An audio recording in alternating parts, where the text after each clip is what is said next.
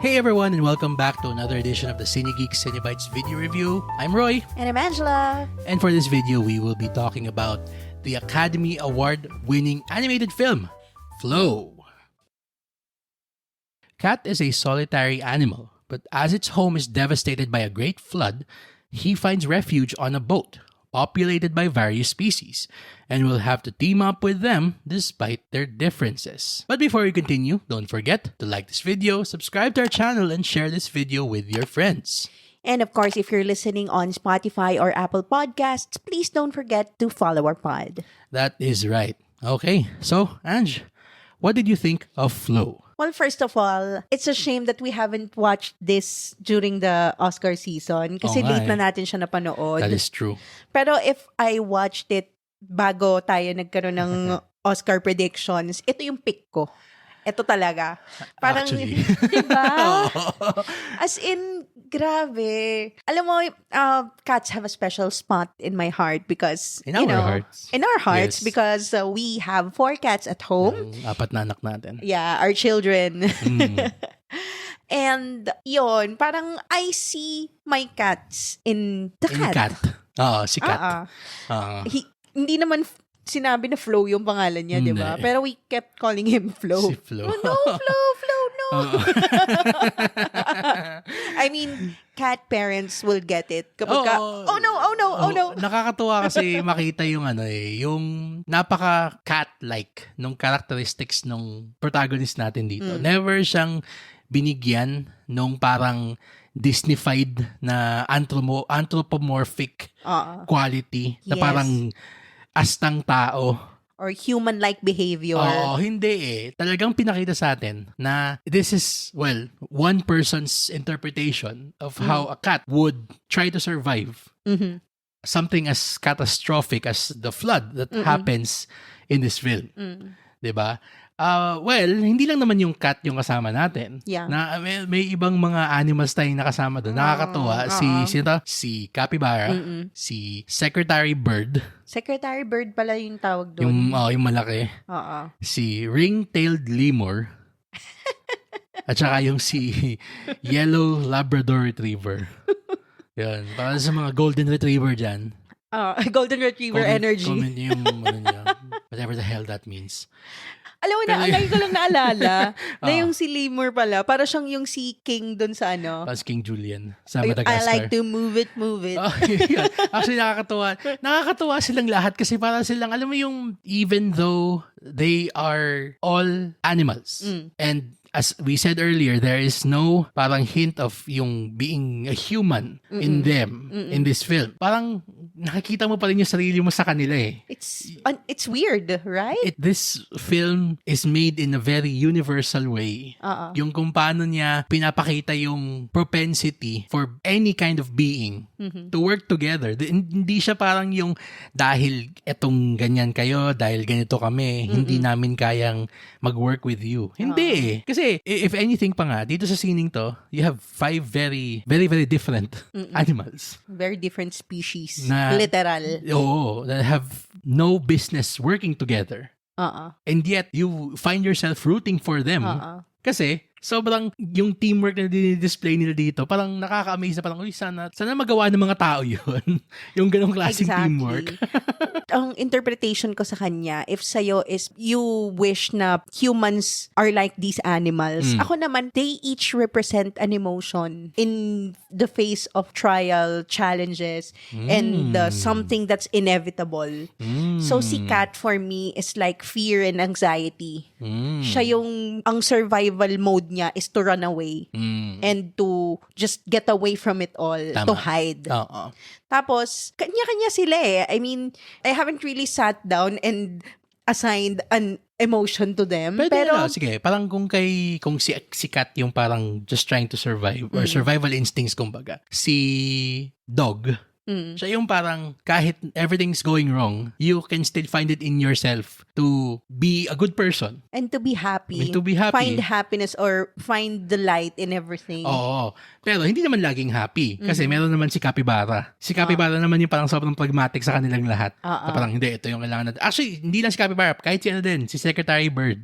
Si Secretary Bird, siya yung leader. Yon. Oo, na parang the bird makes the tough decisions. Yun, tama. And he fights for what he believes in. Oo. Na to his detriment sometimes. Yeah. Pero napaka firm and he stands by his conviction. Ganon. True. Akala ko nung sasabihin mo kanina na parang yung 5 animals represents sa Severance. Yung 4 tempers. Oo nga, no? Yung si Woe, Frolic, Dread, and Malice. Well, actually, si Lemur, you can interpret him representing parang self-preservation. A man, I'm about to say a man, pero a lemur for himself. Oo. Ang sa akin naman, parang yun nga nakakatawa to na sobrang open for interpretation itong scene na to.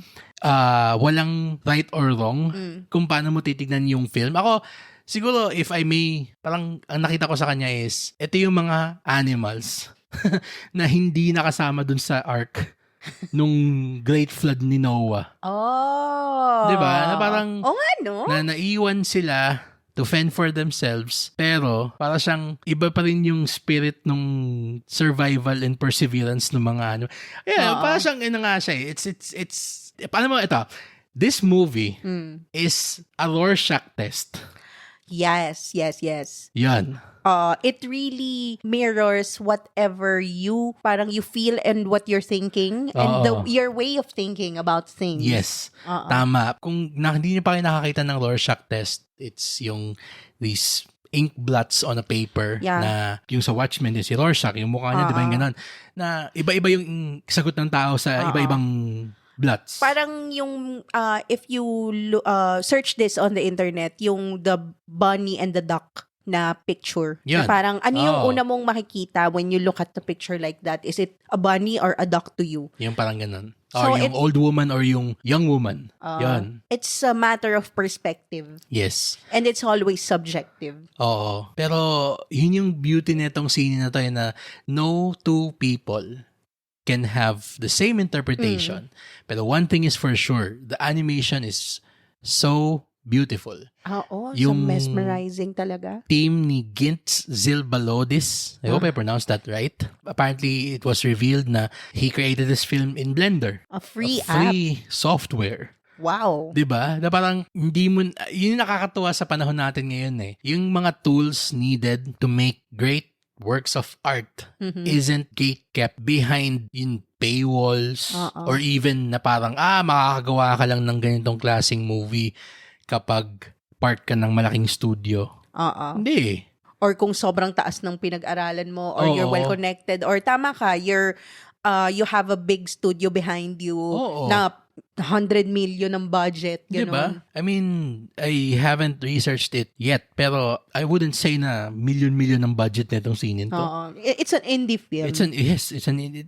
Yun yung nakakatuwa dun sa Oscars recently. I mean, kahit hindi ako agree dun sa nanalong Best Picture, I am still happy for that film kasi tinaas niya yung bandera ng mga indie film. Talaga. So parang salute to Sean Baker. Oo, hindi kailangan na sobrang laki ng budget mo for you to be able to tell a story that you want to tell. All you need is the equipment that you already have and the drive to make it. And this is what makes Flow one of the best animated films ever, actually. I mean, kahit sabihin mo na parang napaka-basic nung animation niya, para siyang Zelda. Para siyang game. Para siyang Breath of the Wild. Game, yung ganong klaseng graphics niya. Na parang, kumbaga sa Pixar, para siyang, hindi siya ganon ka-polished na animation. Pero hindi niya kailangan ganon eh. Parang, kung if anything pa nga. It adds beauty to it. Yun. Kung sobrang linis ng animation neto, parang medyo sa akin, parang, masyado malinis tignan. I mean, compared to parang Mufasa na sobrang mahal nung CGI, parang I would prefer this, na mas malalim yung kwento, mas thoughtful siya, and mas pinag-isipan, and mas made with love. I felt it because I felt that it was made with love. That's very true. Yun. I love that yung sinabi mo, it's made with love. Yes. Which is why natutuwa ako na makita yung the entire country of Latvia. Na sobrang proud na proud sila dito. Nagkaroon ng heroes welcome yung mga filmmakers.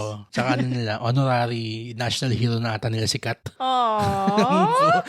So, what's your rating for Flow? A+. Same. Hindi siya yung tipong A+ na parang blown away ka.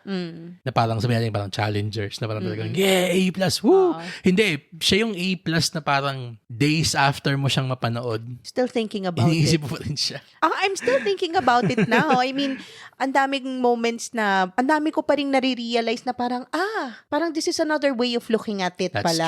true. Ang daming layers niya to peel off talaga. And ang dami pa nga din nating hindi na pag-uusapan about it eh. Oo. So, ang dami pa niyang, ang sarap niyang pagkwentuhan. Ang sarap niyang pag-usapan ng movie. That's true. So, Cine Geeks, what did you think of Flow? Or if you haven't seen it yet, ano yung favorite niyong movie na starring animals? Dami pwedeng pagbilihan, babe. Zootopia. Mga ganon. Pwede. Comment below and let us know. That's right. So, for the Cine Geeks Cinebites video review, I'm Roy. And I'm Angela. We'll see you in the next one.